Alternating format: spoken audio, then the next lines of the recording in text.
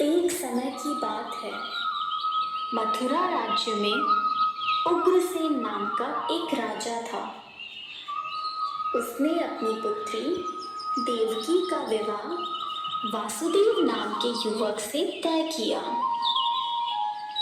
देवकी का भाई कंस, जो कि बहुत ही क्रूर, दुष्ट और निर्दयी था, देवकी से अत्यंत प्रेम करता था।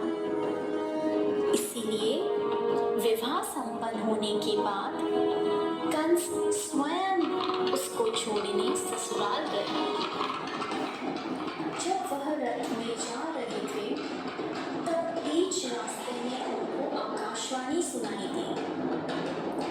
हे दुष्ट कंस, तूने इस धरती पर बहुत पाप किए हैं, इसलिए इस धरती पर से तेरे पाप नष्ट करने के लिए देवकी का 8वां पुत्र जन्म लेगा और वही तेरा विनाश करेगा। यह सुनकर कंस अत्यधिक भयभीत व क्रोधित हो गया। वह बीच रास्ते में से ही रथ को वापस मथुरा ले गया और देवकी और वासुदेव जी को बंदी गृह में डालकर बंदी बना लिया। समय बीतता गया। कुछ समय बाद देवकी की पहली संतान हुई। जैसे ही कंस को इसकी सूचना मिली, कंस ने देवकी की संतान को मार दिया। यह उसके अत्याचार की शुरुआत थी।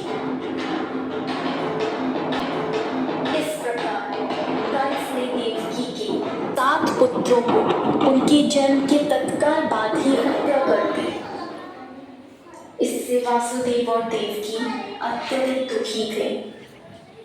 पर अंततः इस अंधकार के छटने का समय आ गया, जब भगवान ने धरती पर मानव रूप धारण करते हुए जन्म लिया। उस दिन का घोर अंधेरा और तेज वर्षा हो रही थी। ऐसे लग्न में भगवान ने धरती पर देवकी की 8वीं संतान बनकर बालक रूप में जन्म लिया। जन्म लेते ही वहां एक दिव्य प्रकाश प्रकट हुआ और उस प्रकाश में से श्री विष्णु भगवान ने अपने पूर्ण अवतार में दर्शन दिए और वासुदेव से कहा, हे वासुदेव, मैंने इस धरती पर कंस जैसे दुष्ट और अत्याचारी मानव का विनाश करने के लिए कृष्ण अवतार में जन्म लिया है। अतः मैं आपसे विनती करता हूँ कि आपके दोस्त नंद के घर ले चले, जहाँ उनकी पत्नी यशोदा ने बालिका को जन्म दिया है। उस बालिका को यहाँ ले आकर मुझे यशोदा के बगल में सुला दे। ऐसा बोलकर भगवान अंतर्ध्यान हुआ। वासुदेव और देवकी तेरी मुक्त हो गए। कारागार के द्वार अपने आप खुल गए।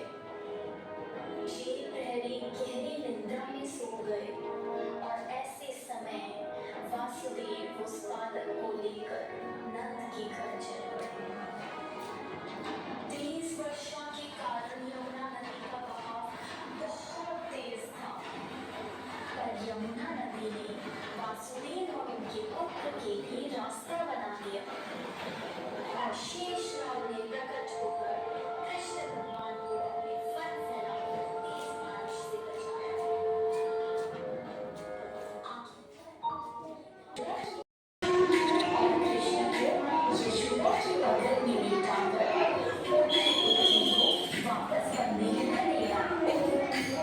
वहां पहुंचते ही बंदी गृह के दरवाजे स्वयं बंद हो गए। सारे प्रहरी उस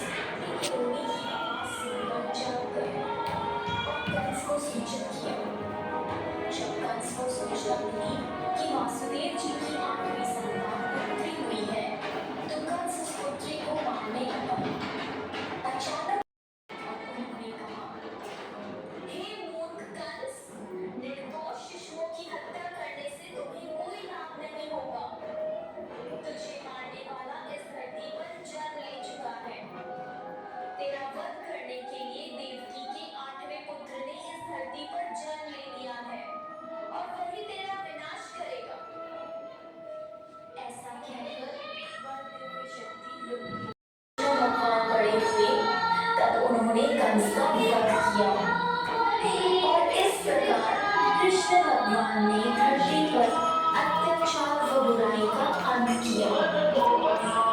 इसीलिए हमेशा प्रत्येक भाद्रपद की कृष्ण पक्ष की अष्टमी को जन्माष्टमी के रूप में श्री कृष्ण का जन्म दिवस मनाते हैं।